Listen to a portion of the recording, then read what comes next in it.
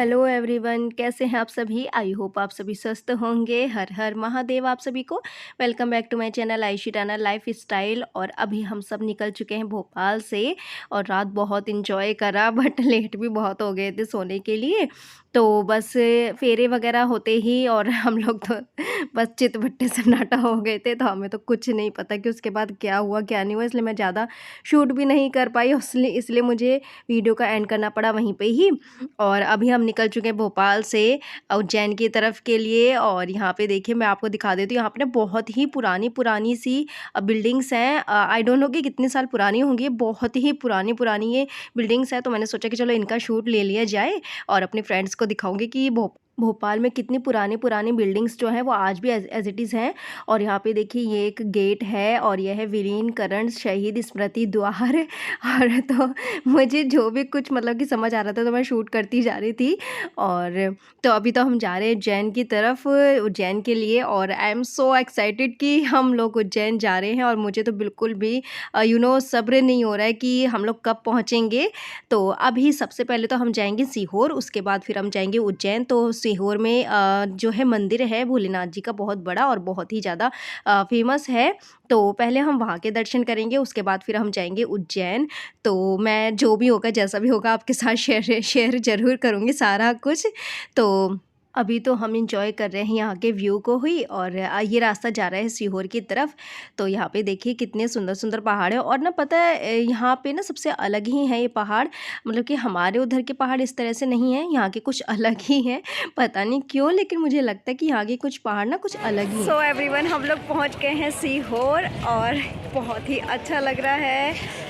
और मैं आपको दिखाती हूँ यहाँ का व्यू कितना सुंदर है, कितने अच्छे अच्छे यहाँ पे मंदिर हैं, सब कुछ बहुत ही प्यारा है। और चलो मैं आपको दिखाती हूँ फिलहाल। तो ये है एंट्रेंस मंदिर का और इसी के अंदर से हमारी एंट्री होगी मंदिर के लिए।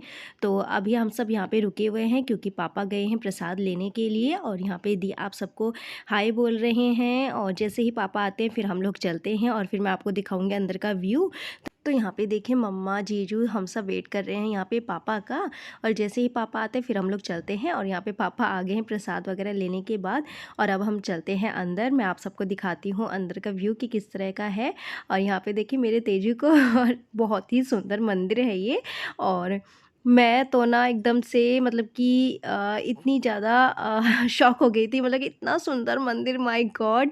और बिल्कुल भी बिलीव ही नहीं हो रहा था कि मैं यहाँ तक आ गई हूँ। और ये देखिए कुछ ना चीन के डिज़ाइन का कुछ मंदिर के ऊपर पैटर्न दे रखा है। तो यहाँ पे ये है, मैं आपको दिखाऊंगी बाद में, लेकिन यहाँ पे देखिए मैं आपको दिखा देती हूँ शिवलिंग।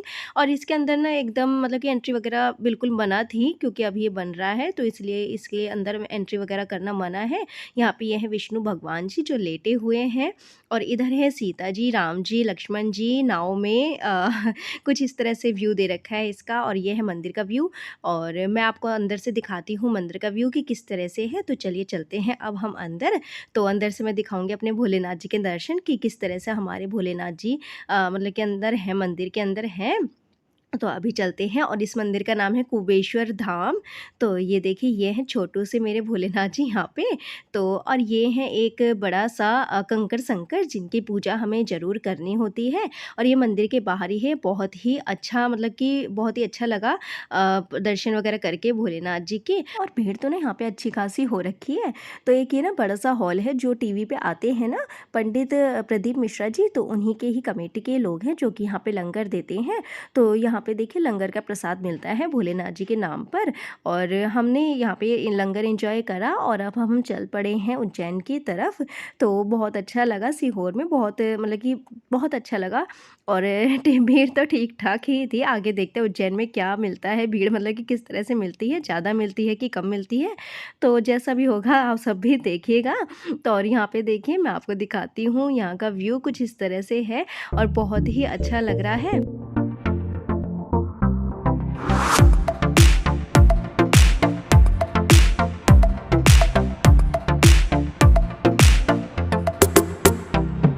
और भोपाल ना उज्जैन से अप्रॉक्स 200 किलोमीटर के दूरी पर होगा और सीहोर से उज्जैन होगा 150 किलोमीटर के दूरी पर बाय कार।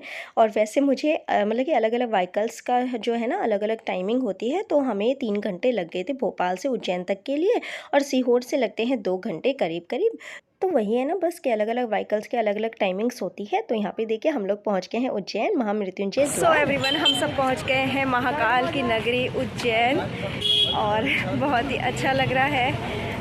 और अभी हम पार्किंग से निकल रहे हैं और देखते हैं कि इसके बाद कहाँ जाना है, क्या होता है। तो जो भी होगा आप सबके साथ शेयर करूँगी, आप सबको दिखाऊंगी कि कहाँ जाना है, कैसे दर्शन होते हैं। अगर कैमरा या फ़ोन अलाउड हुआ तो ज़रूर शेयर कर पाऊँगी आपके साथ, नहीं तो फिर कोशिश पूरी रहेगी।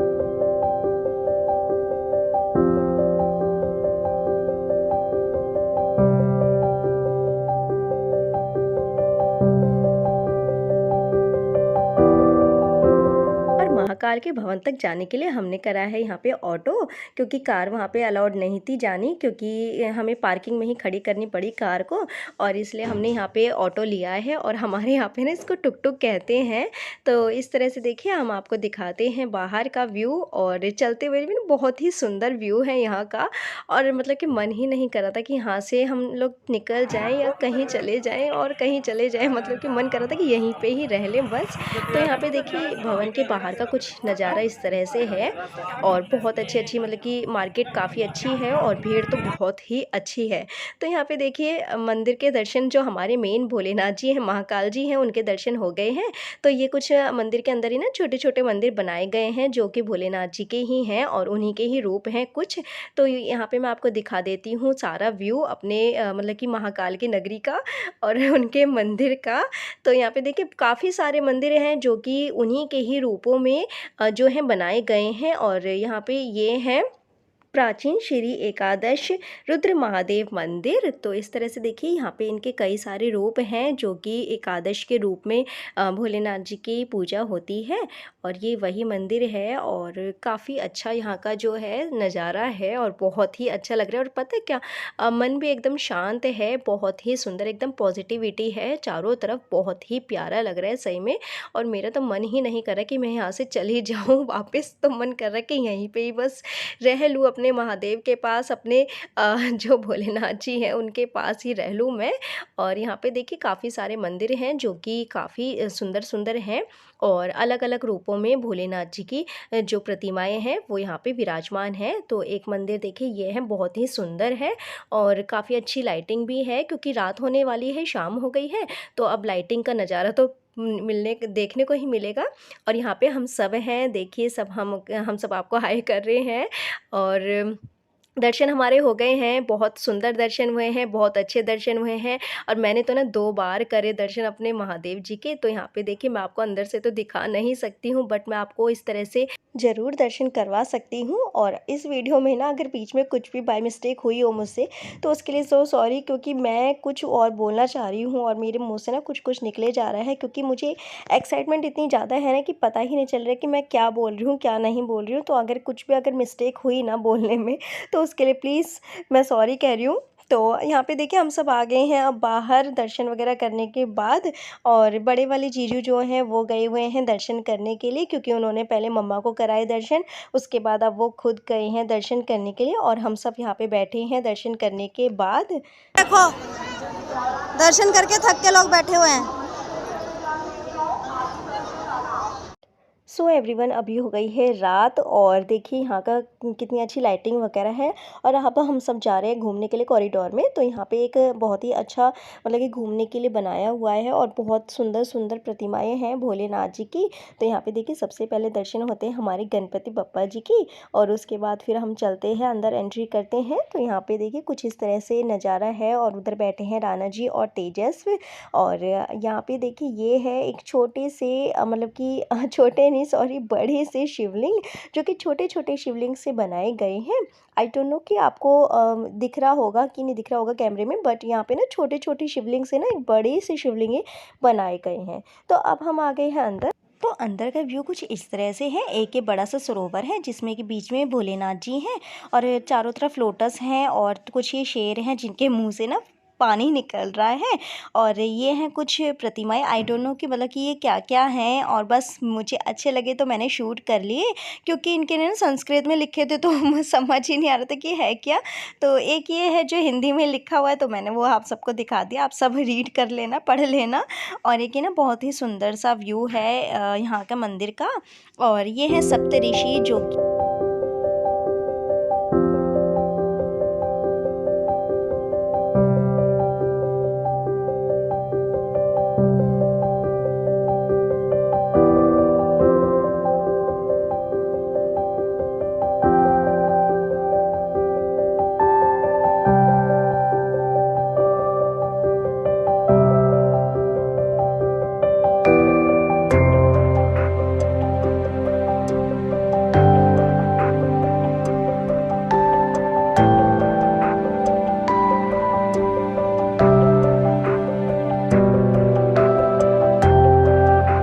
और ये हैं शिव पार्वती हमारे। तो गुड मॉर्निंग एवरीवन, ये है नेक्स्ट डे मॉर्निंग, और बस हम लोगों ने कॉरिडोर में घूमा फिरा, जो भी मतलब एंजॉय वगैरह करा। उसके बाद फिर हम निकल पड़े थे घर की तरफ के लिए, और अब हम जा रहे हैं घर। सो एवरीवन, अब हम आया आगरा ताजमहल देखने के लिए, और सोचा नहीं था इस बार में कोई प्रोग्राम नहीं था, बट अचानक ही बना, और यहाँ से हम निकल के जा रहे थे आगरा। तो बस तो गर्मी बहुत ज़्यादा है, तो फ्रेंड्स हम सब जा रहे थे घर, तो बस इसलिए अचानक ही रास्ते में आगरा पड़ा, तो सोचा कि चलो एक बार ताजमहल के दर्शन भी करते चले। और ये है इसका एंट्री गेट, और ये है ताजमहल। वैसे सोचा नहीं था, और कुछ प्रोग्राम भी नहीं था कि हम लोग ताजमहल देखने आएंगे, बट ये है कि आए हैं, और अब आगे पता नहीं कब आना हो नहीं हो आना।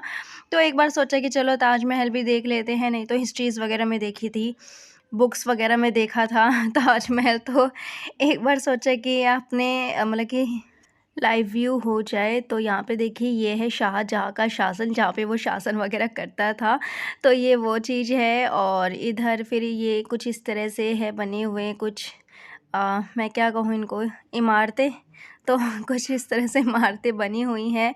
और ये है देखिए बाहर से इसका कुछ व्यू कुछ इस तरह से, और इधर है ये ताजमहल। तो प्रॉपर संगमरमर का है, काफ़ी अच्छी गार्डनिंग वगैरह सब कुछ है, और बहुत अच्छा व्यू है यहाँ का भी। बट गर्मी क्या कहें, बस गर्मी को तो हम लोग निकल पड़े अब घर के लिए। और बस ताजमहल मतलब कि आगरा में हम थोड़ी देर ही रुके, ज़्यादा देर नहीं रुक पाए, क्योंकि गर्मी बहुत ज़्यादा थी और बच्चे परेशान हो रहे थे, तो हम लोग निकल पड़े अब घर के लिए। तो फ्रेंड्स ये था आज का व्लॉग, आई होप सो कि आप सबको पसंद आया होगा। अगर मेरे इस वीडियो में आपको कुछ भी अच्छा लगा हो तो प्लीज़ चैनल को सब्सक्राइब कर दीजिएगा, बेल आइकन पे क्लिक कर दीजिएगा, जिससे कि मेरे आने वाली वीडियोस की सारी नोटिफिकेशन आप तक पहुंच जाए। तो ओके फ्रेंड्स, मिलते हैं नेक्स्ट वीडियो में। तो okay friends, bye bye and take care.